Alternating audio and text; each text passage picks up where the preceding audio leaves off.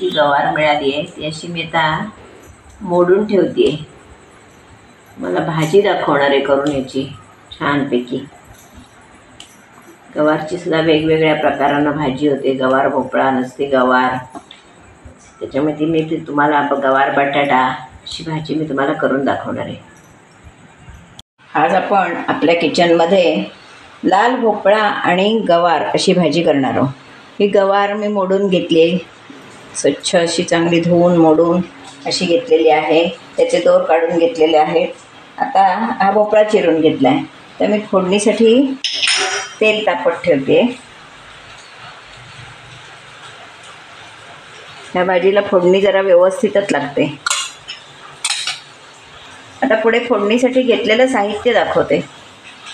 मेथी दाणा लागतो. भोपळ्याची भाजी म्हटली की मेथी दाणा, जिरं, मोहरी, हिंग, हळद, लाल तिखट, ही गुळाची पावडर आहे, हा गोडा मसाला आहे आणि मीठ. ह्याला सुक्या मिरचीची फोडणी चांगली लागते, पण आता मी थोडी सुकी मिरची घालणार आहे, मी थोडं लाल तिखट घालणार आहे. अशी आता मी पहिल्यांदा काय करते तर फोडणी तयार करते. मेथी दाणा ह्या भाजीला अत्यंत आवश्यक असतो. जिरं, मेथी, मोहरी. त्याच्यात नेहमी मोहरी अगोदर घालायची, मेथी चांगली भाजली जाते. कारण जिरं आणि ही मोहरी, मेथी अगोदर घालायची आणि जिरं मोहरी नंतर टाकायची, कारण मेथीला थोडा वेळ लागतो तळायला. त्यावर हे मी 2 सुक्या मिरच्याचे तुकडे टाकले. पूर्ण सुक्या मिरच्याची फोडणी घातली तरीही चांगली लागते. त्यावर आता हिंग घालणार आहे. हिंग, नंतर हळद आणि आता पहिल्यांदा गवारी टाकणार आहे. गवारी जरा शिजायला जड असते, त्याच्यामुळे पहिली गवार.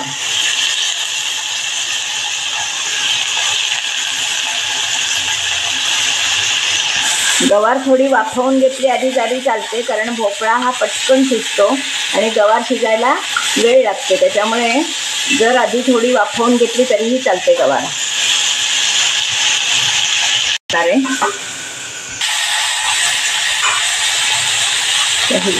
गवार मी जरा चाळवून घेते. ही भाजी खूप खमंग अशी भाजी लागते, छान. आणि नुसत्या गवारीच्या भाजीपेक्षा ही गवार भोपळा भाजी छान लागते, टेस्टी लागते. आता मी त्याच्यावर भोपळा टाकणार आहे. टाकल्यावर ही भाजी मी अशी हपकून घेणार आहे.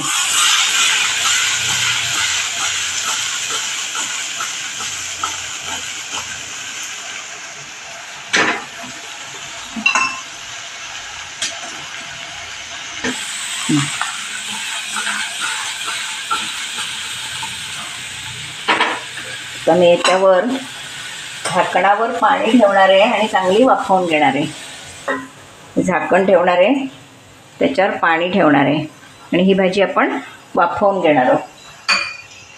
बघा आता आपली भाजी, ही भाजी शिजायला अजिबात वेळ लागत नाही. गवार आधी टाकायची असते.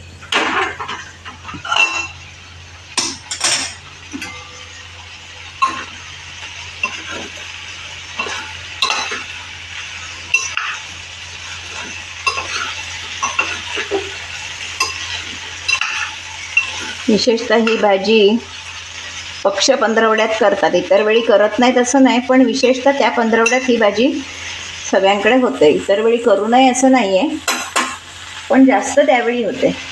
आता आपला बऱ्यापैकी भोपळा शिजत आला. आता हे मी थोडं पाणी घालणार आहे आणि वर तिखट मीठ गूळ घालून टाकणार आहे. ही मी गुळाची पावडर घातली आहे. हा गोडा मसाला घातला आहे.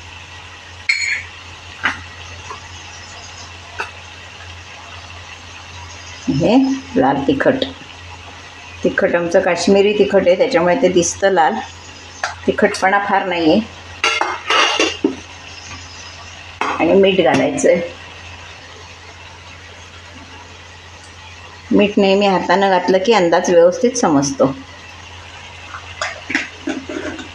तर आपलं सर्व घालून झालेलं आहे.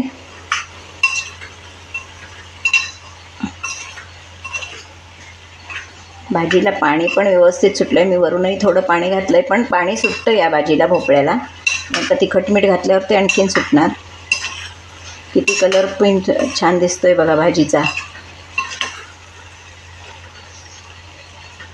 तर मी वरती झाकण ठेवून पुन्हा भाजी शिजत ठेवणार आहे, म्हणजे पूर्ण शिजेल.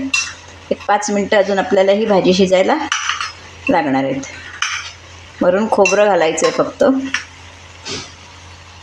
थोडं पाणी घालून भाजी शिजवून घेते. तर त्याच्यावर खोबरं घालूया.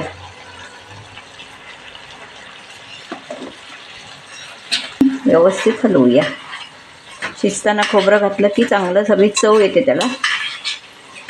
अशी आपली ही भोपळ्याची भाजी खमंग अशी तयार आहे. आपली छानपैकी गवार भोपळ्याची खमंग भाजी खाण्यासाठी तयार आहे. आता ह्या भाजीचा व्हिडिओ मी कसा केला, भोपळा चिरून घेतला, गवारी कशी मोडली, कशी फोडणीला टाकली, त्याच्यात काय काय साहित्य घातलं, हा माझा व्हिडिओ तुम्ही पूर्णपणे बघा. आणि माझे यापूर्वीचेही तुम्ही व्हिडिओ बघा. भोपळ्याची भाजी वगैरे मी दाखवली आहे, तेही व्हिडिओ बघा. आत्तापर्यंत दाखवलेले बरेच व्हिडिओ तुम्ही सगळेच व्हिडिओ बघा. आणि जर आत्तापर्यंत बघितले नसतील तरीही बघा. आणि माझ्या चॅनलला लाईक करा, शेअर करा, सबस्क्राईब करा, बेल आयकॉन बटन दाबायला विसरू नका. धन्यवाद.